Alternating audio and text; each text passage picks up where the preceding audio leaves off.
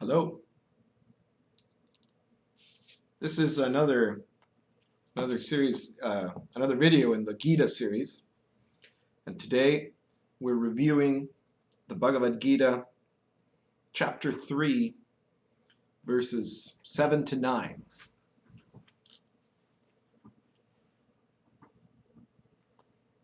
So,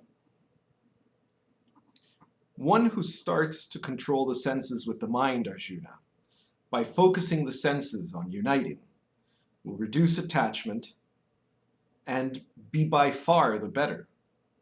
Take whatever action is required. To take action is better than to avoid it.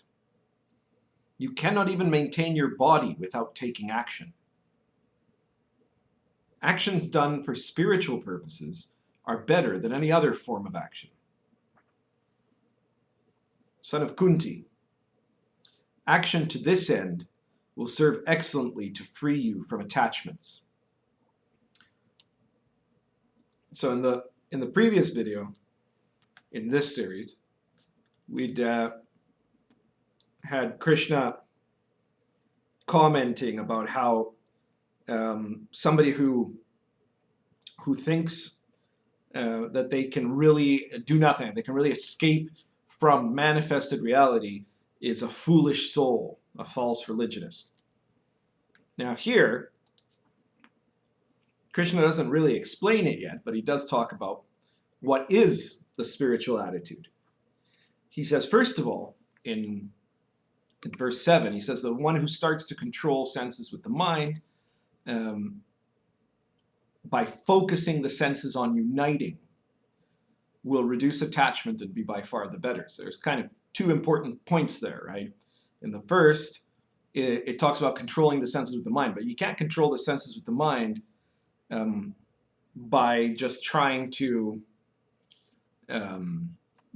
regulate yourself or something like that, right? What he means by it, what he clarifies immediately after, is that it's by focusing all of your senses on union, on a singular focus, right, on a singular point. So this is the basic of what you could call dharana. It's one of the points of yoga. And so, what we call meditation, there's really two parts to meditation. One is concentration, which is what Krishna is talking about here. And the other is about insight, which is where you're observing reality, right? And in concentration, you're focusing all of your attention on a single point. This single point could be the breath. The single point could be an image. It can be a part of your body, contemplating your navel or something like that. There are many different ways to engage in this kind of a concentration exercise. But the point is that you're focusing your senses, and you're focusing them on achieving this state of union, of being harmonious within yourself and then connected to the world. So this is where you get beyond just concentration and also towards insight. That just focusing, paying a lot of attention to a dot on a piece of paper or something like that is not going to necessarily resolve your spiritual issues, right? But if you're doing this from the perspective of trying to obtain a wholeness, a totality within your being, and Krishna's fundamental teaching, if you summarize it in one word, could be totality. And then beyond that, being completely connected to life, totality to life, then this is the end goal, right? In the short term, what it says is, well, if you begin to practice this discipline of union, then you will start to reduce attachment. But he says, to again emphasize, the point here is not to get away from life, right? He says, take whatever action is required. To take action is better than to avoid it. And now why is this? Well, that's because there is no real way to avoid it. He says you can't even maintain your body without taking action. There's nothing, you can't breathe if you take no action, right? There's nothing you can literally do to avoid taking action, because life is action. Life is movement. There's always involvement. So there's no way to get uninvolved while being manifest in reality, while being alive. So the reason, first of all, above everything else, why taking action is better than avoiding action is that there's no way to avoid action. So the real dilemma is between taking action and pretending to be inactive. Those are two very different things. And then instantly it becomes clear why one is better than the other, because one is based on reality and the other one is based on a denial of reality. Spirituality can only be fruitful if it is grounded in reality. Any spirituality that starts out from a fundamentally unreal assumption is going to have unreal results at best, if any, right? And if it does, it's going to be illusory results, right? So even to choose to be totally inactive, or as inactive as you can, is an action, right? So why bother to pretend? Krishna says, do what you will and get on with it, right?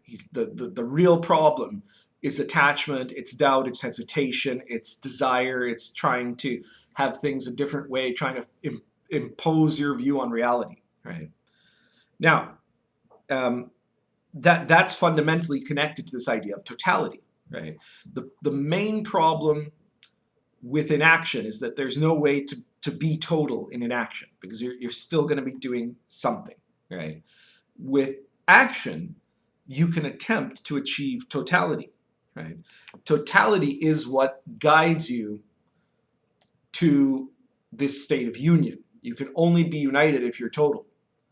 So regular action, the action that we do every day, is not really total, because part of you is focused on the action, part of you is focused on your intended result, and probably part of you is focused on other things at the same time, right? So a person's psyche is highly divided, right?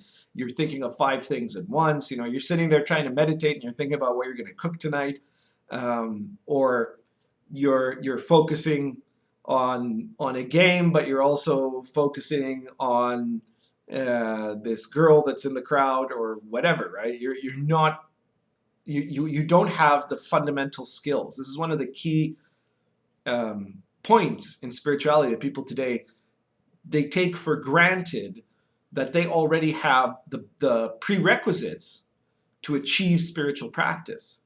And that's generally not true. It's almost never been true. There are very few societies that trained people from childhood to have the prerequisites, right? This is why the Sufis said that first before you can learn, you have to learn how to learn, right? So you have to, first of all, be capable of achieving basic concentration. You have to have some basic level of discipline. Until you have basic level of discipline, until you have a basic level of harmony, until you have an understanding on a very, very basic level at least of what union means, you're not going to be fruitful in your practice, right? So these fundamental virtues are absolutely vital.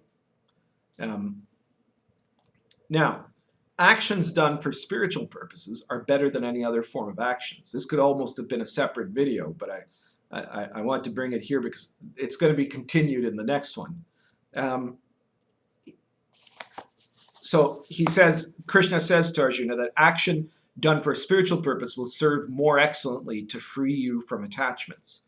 And the question then is, what is a spiritual action? Well, the previous verses explain this. Spiritual actions are not necessarily, they're not actions that have to do with what you imagine spirituality to be. Remember that Krishna in his own time was a critic. He was in opposition of the mainstream religion of his time, because not because he was against spirituality, because obviously he was a spiritual being, right?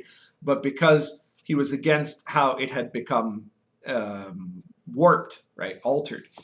So spiritual actions are not trying to look spiritual or trying to do, ritual things necessarily.